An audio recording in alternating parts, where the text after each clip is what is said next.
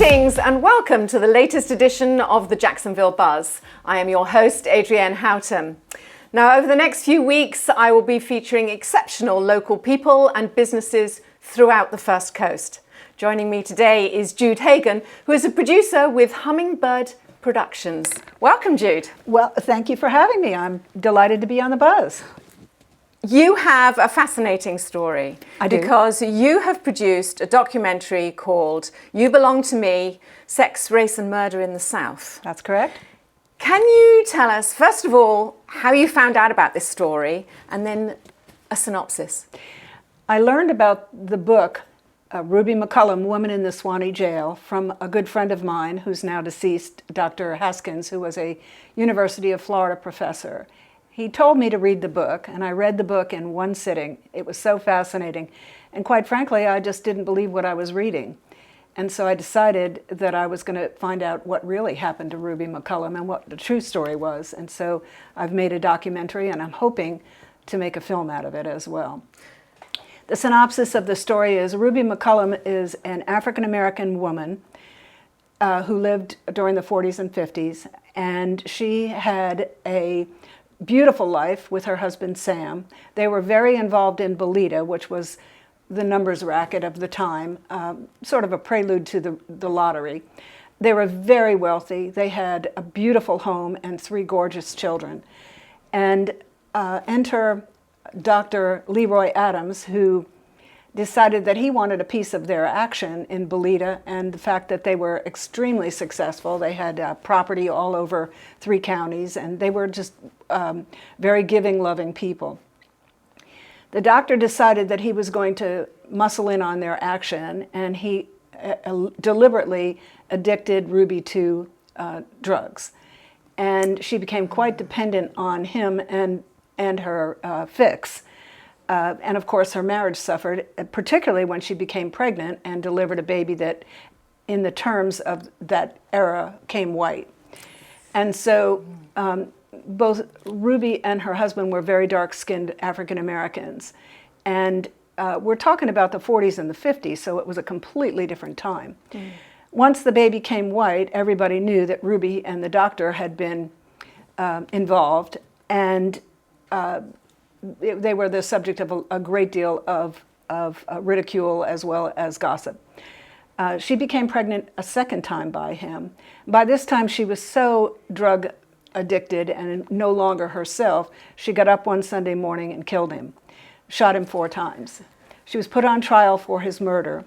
The Pittsburgh Courier, which was the African-American newspaper of its time, sent Zora Neale Hurston to Live Oak, Florida, where all of this happened, to cover the trial. And so normally a woman like Ruby McCullum would have just been hung for killing a white man. But they put her on trial and tried to give her a fair trial, but of course they wouldn't enter any of the evidence, including the fact that she had a child by the doctor and that she was pregnant by him. And so... And it's quite obvious that... It's quite obvious. Yeah. So she started to deteriorate, became mentally ill, and she was found guilty, sentenced to die in the electric chair, and then they got her another trial, but she was incompetent to stand trial for that. So they put her in Chattahoochee for the next 20 years. I mean, why? First of all, we're in Black History Month, but why do you think this story is so important in 2022?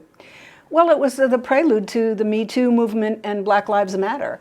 Ruby McCullum put white men on notice that black women were not going to take it anymore.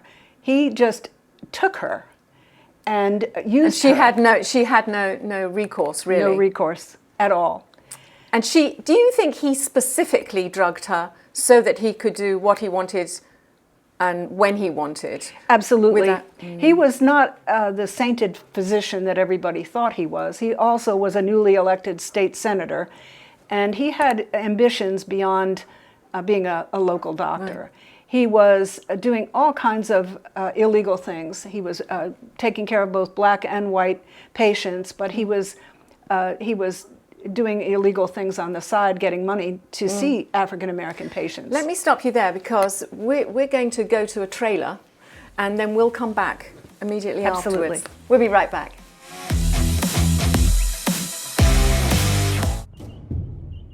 I asked my parents at the dinner table, I said, "Who is Ruby McCollum?" And my parents told me that I was not to talk about that.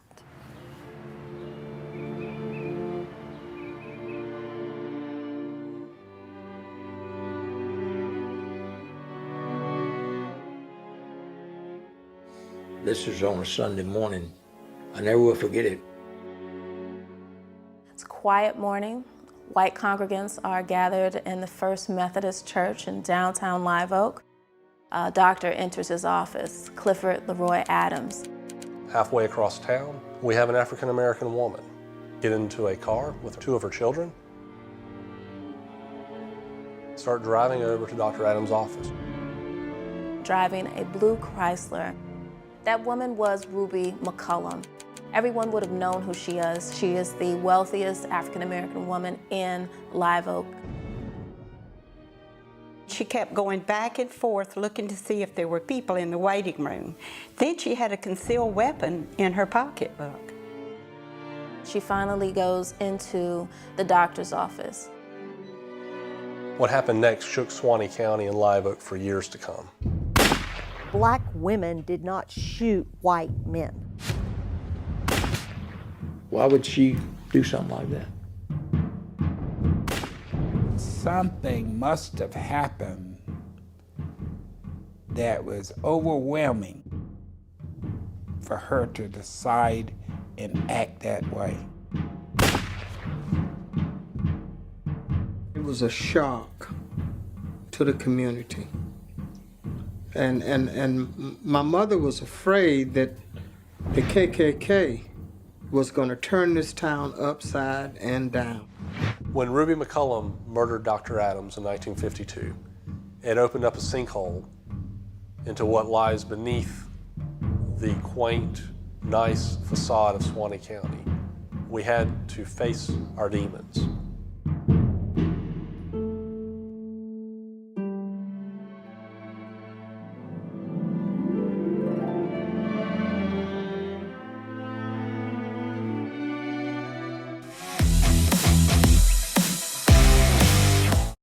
And welcome back, and I'm talking with Jude Hagin, who's the producer of Hummingbird Film Productions.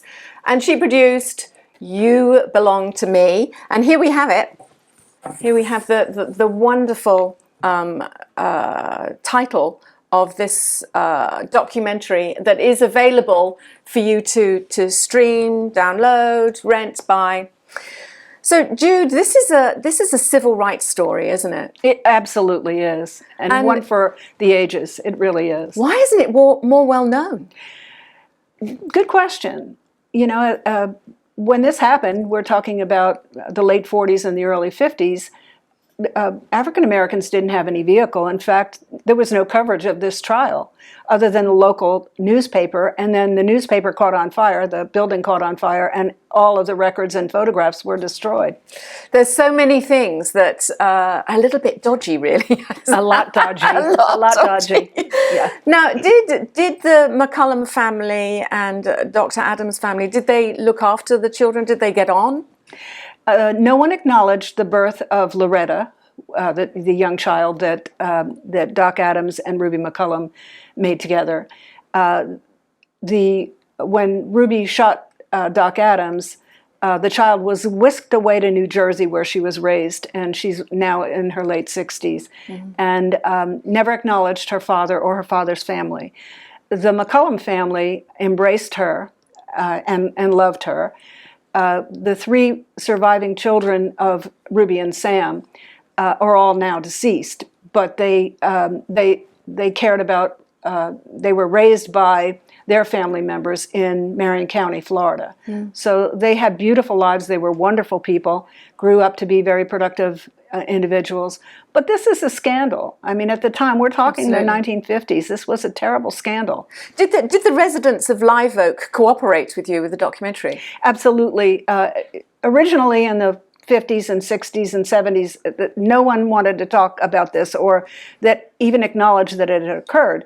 But by the time we were making our documentary, we were welcomed with open arms, and people cooperated. The mayor worked with us. We had no problem whatsoever. And things have changed. It's a much more accepting community than it was certainly back in the 40s and the 50s. Well, it would have been an embarrassment then. Oh, absolutely. For everyone. Yeah. And did you find that the McCollum family cooperated? They don't want to talk about it. Sam told me that, he said, how would you feel if every time you walked down the street, people pointed at you and talked about your mother? And you can understand where he's coming from. He never left Live Oak. I asked him why he never left Live Oak. He said, it's my home. And that was it. And he died there. He died there. It's quite tragic, isn't it? Because a lot of things happened. I mean, she lost her children, really. She lost her wherewithal, her everything. She lost everything.